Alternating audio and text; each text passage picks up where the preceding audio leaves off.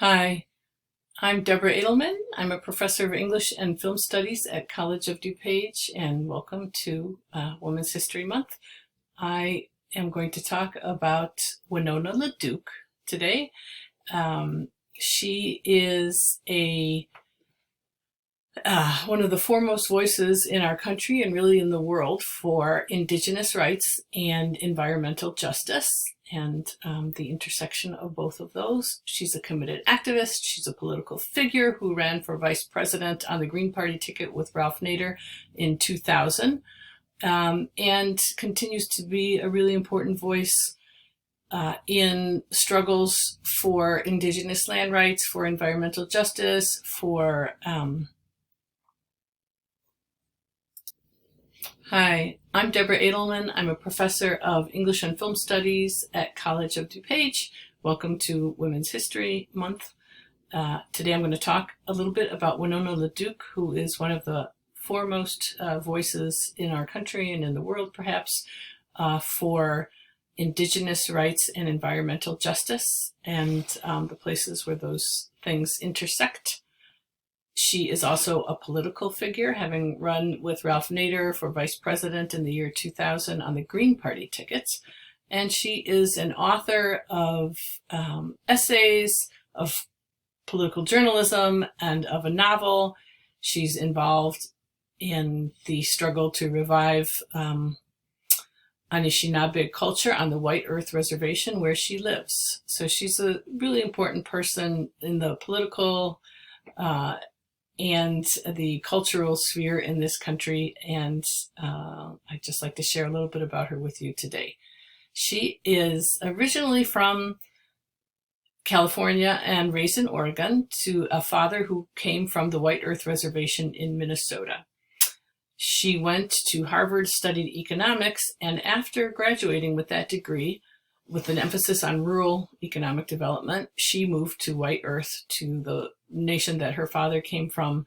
And at that point, she did not speak Anishinaabe or Ojibwa, and really had not been raised within a framework where she learned about the culture in a collective setting. So she set out on what has been a journey ever since then to be part of White Earth. She started out as a principal of the high school and slowly became familiar with the place that her father was from and has made it her own.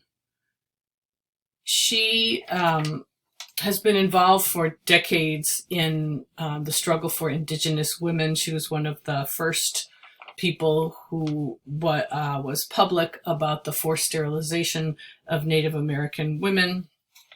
She worked with a group. She founded the Indigenous Women's Network in 1985 and worked also on these issues with the group All Red Nations. She's been involved for a long time and on efforts to recover land on White Earth that had been lost to the tribe. So she was the founder of the White Earth Land Recovery Project.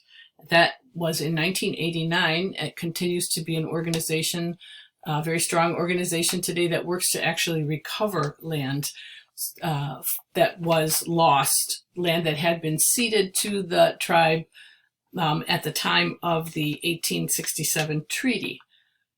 At the moment, because of trickery, because of people who could not, because of the Allotment Act where people had to, the land that was held in common was divided up into individual holdings and then lost because people couldn't pay taxes, and through various other mechanisms.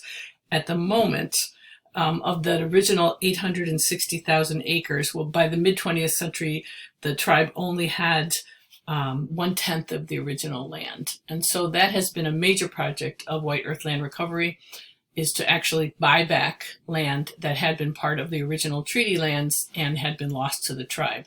So that's recovery in that sense, actually adding to the land base. The other way that this group works to recover land is to regenerate and to bring back native plants, native habitat that had been lost, particularly working to protect and expand the wild rice beds that had been receded because of drainage of wetlands in the state of Minnesota and the northern part of Minnesota where White Earth is.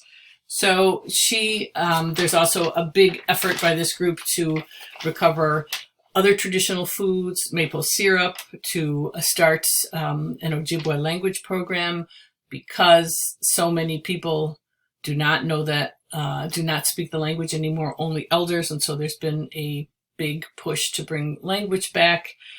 There's been a wind energy project. LaDuke is particularly focused on getting us off of the fossil fuel economy.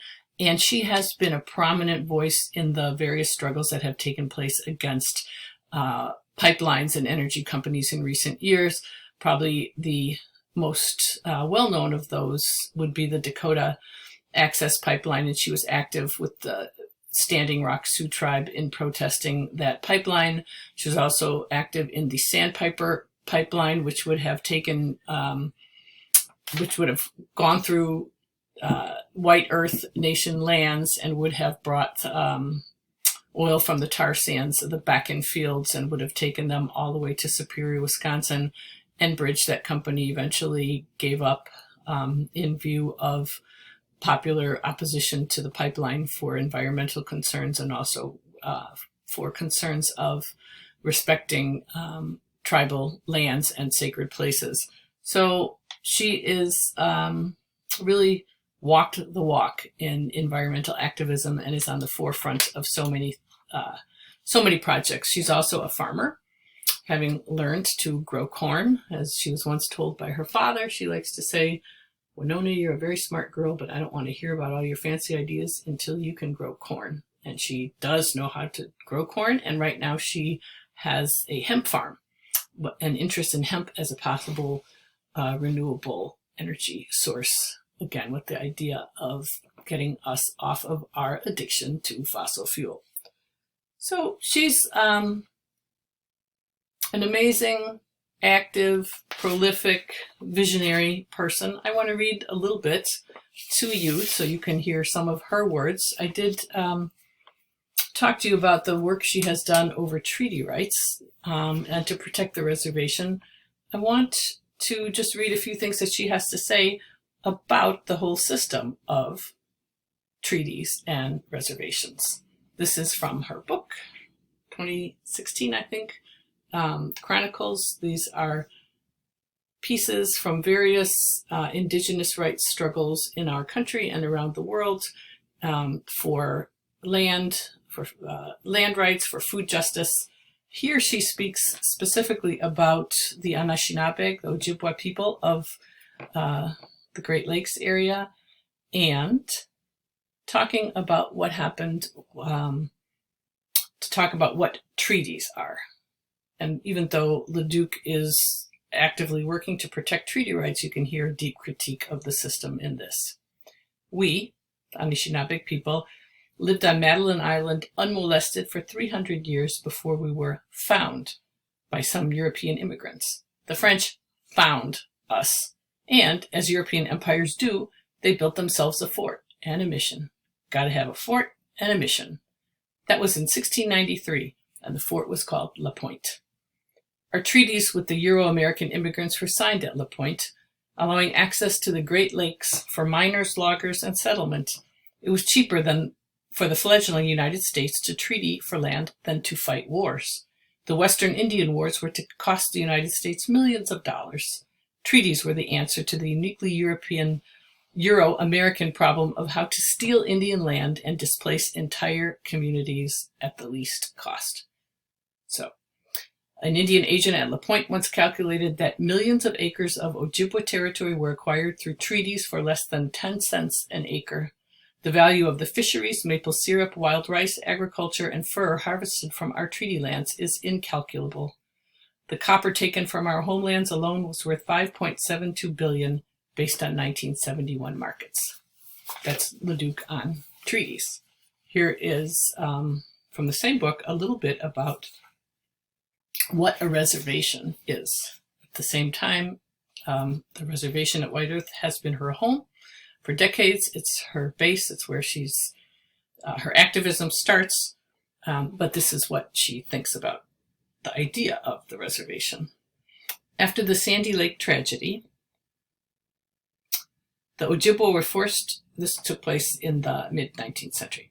The Ojibwe were forced to move to reservations throughout the region, but we never forgot our place. The Ojibwe word for reservation is Ishkanjigan, or leftovers. It is not a homeland. The reservation era was the beginning of an immense trauma for the Anishinaabe and for tribes across North America. We were forced to move away from our beloved Madeline Island.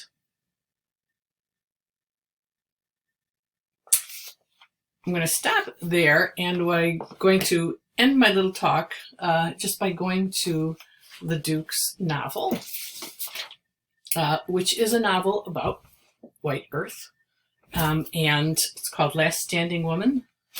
I'd recommend it. Great read. And I'm just going to read a little bit about the power of storytelling, which this book is, and why it is important for Indigenous people.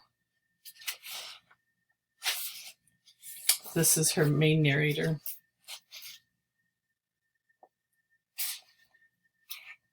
I was born exactly 8 years to the day after George Anib took out the logging equipment. I was born 2 weeks after the old man Mesabe walked down the pathway of the souls to the next world.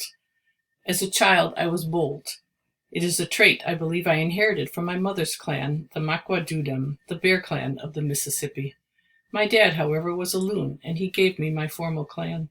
Suited him funny, the loon. He was a man who stumbled with words and was cheap with them when he did use them. But on occasion he would fulfill his own destiny, and his voice would echo loud, long, and far. The bears are different. In times past, they were warriors, the Ogichida, those who defended the people. Sometimes we still are. We are what we are intended to be when we have those three things that guide our direction: our name, our clan, and our religion. I wrote this because I am called to write. I have done the best I could and have tried to tell some of our story from my mother's words and from the words of my relatives. There is a great deal I have omitted, but in the least I tried to be honest with the memories and the principles. There are many stories here, and there is much to learn for the future. For all the pain and heartache we have felt, there has been and will be an equal amount of joy. That is how everything works. There is always a struggle to maintain the balance. I do not believe that time is linear. Instead, I have come to believe that time is in cycles, and that the future is a part of our past, and the past is a part of our future. Always, however, we are in new cycles. The cycles omit some pieces and collect other pieces of our stories and our lives. I'm going to stop there. Would highly recommend both of these books I read to you from, The Chronicles and Last Standing Woman, and to learn more about Winona LaDuke. Thanks for listening. Bye.